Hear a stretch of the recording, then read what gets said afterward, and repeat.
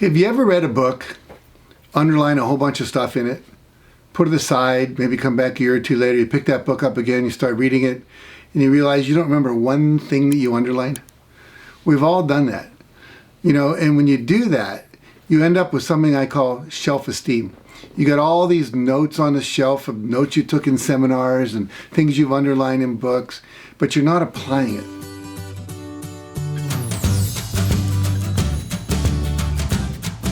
And so for me, what I realized early on was I had to go back and actually study and review and then apply what I learned.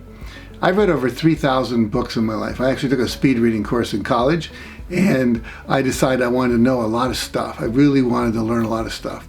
And what I realized is I've gone through a lot of those books. I've been cleaning up my office and kind of decluttering and so forth. As I look in these books, I go, oh my God. And if I had to do it over again, I would have read fewer books and studied them more. My friend Darren Hardy, who's the publisher of Success Magazine, said, read less, study more. And I totally agree. Because what you want to do is you want to read something, underline the important parts to you, then go back, read them again, and then ask yourself, how can I apply this in my daily life? Because one idea applied is worth 20 ideas that you never apply. You just know the stuff, but you're not doing it. And so it's really critical. I remember at one point I had all these magazines and books stacked up in my bathroom, things on how to eat better, how to have an alkaline diet, and another book would come in and I'd bring that book upstairs and I'd put it in a pile and I'd say, would you quit reading all those books and actually do some of that stuff? And so it was my friend W. Clement Stone, who was my mentor way back when, who was a $600 million millionaire. He said, read, assimilate, apply. And that's what he would do. He would read very few books, autobiographies of famous people, how-to books and so forth. Then he would assiduously apply what he learned. And that's why he was able to amass a fortune of $600 million back in the 1970s. It'd be $1 billion worth of capital today. And so I really want to encourage you to pick some few books. My friend Bob Proctor, every single year, will read Think and Grow Rich and The Science of Getting Rich by Wallace Wattles and Think and Grow Rich by Napoleon Hill. He reads it every January. And sometimes he'll read it again in the middle of the year. Now, he's been doing that for like 40 or 50 years. So he's really mastered those principles. So I would really encourage you to do that. I always tell people when they buy the Success Principles book that I wrote, go through once, fairly quickly, just read the whole book. Then go back chapter by chapter. Take a chapter a week and really apply it. Apply E plus R equals O. Apply 100% responsibility to your life. Stop complaining. Stop blaming. Stop making excuses. And then really get clear as what is my purpose? And then what is my vision for this year? What are the goals that I want to have? And then using affirmations and visualization, but actually practicing it, doing it. And if creating a mastermind group. I know so many people who know that idea, but they're not applying it. So take the core books in your life, figure out what they are, the ones that have had the most impact on you, and ask yourself, am I fully living what's in that book? And if you're not, again, study it. I tell people when they take my seminars like Breakthrough to Success and Trainer Online and One Day to Greatness, take your notes, review them the same day you took them. Here's some interesting research done at the University of Syracuse, I think it was, it's Cornell University, where this professor was studying sleep, but he was also studying what was it that separated the A students, the 4.0 students, from the B and C students that weren't achieving as well. And what he found out was several things. Number one, they did take copious notes. Number two, they reviewed those notes the same day they took them before they went to bed.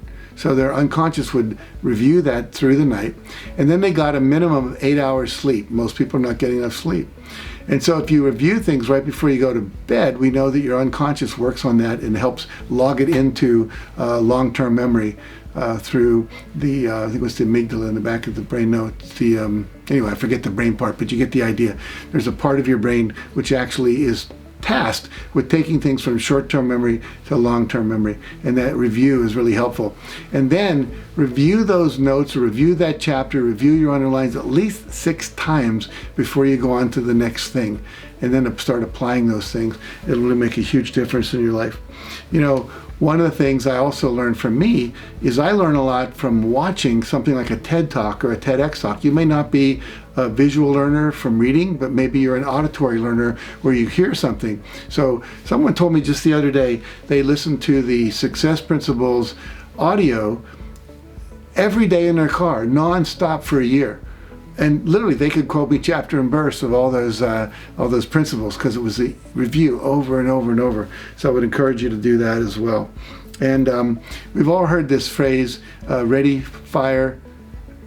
aim, fire. Well, a lot of people are just aiming, and they're never firing. And so it's better to take something and apply it. Even if you don't do it perfectly, you're going to get feedback immediately to tell you if you did it well or how you could do it better. And so by applying the thing you learn and getting that immediate feedback, you're going to get better at it much quicker than if you're just thinking about it constantly and never doing that. You know, think about everything you do in the world as a first draft. A lot of people, they don't want to show their book to anybody because they're afraid of the feedback they're going to get.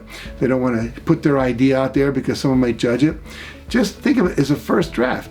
The first time we did Chicken Soup for the Soul, we rewrote that book 6 times. So each was another draft, another draft, another draft, until we got it really good based on feedback. So if we'd been thinking about it and not doing anything about it and not getting the feedback, that book never would have come out and never done as well as it did. One of the things I know too, I used to teach people juggling in my workshops. Why did I do that? Because we would be doing 7-day workshops back then, and the first day they would drop the ball all over the place. The next day they would drop them again. But every night their brain was integrating what they'd learned. Ball went too high, threw it too far in front of me, threw it too far back of me, didn't reach up fast enough, or reached up too high. And every day, that integration in the brain was getting them to be better the next day. And by the end of the week, almost everyone was juggling perfectly with 3 balls. So basically, again, it's the application of the knowledge, not just the first learning of it, that's going to get you where you want to go. So practice, practice, practice what you're learning, apply it, and don't overdo it in terms of too much information. It's better to do the application of it, and you're going to find that you're going to be much more better off if you do that. So again, read less, study more. Hey, thanks for watching today, and if you like what you saw, make sure to like it, share it with a friend who may need it, and subscribe to my channel if you'd like to receive more videos like this.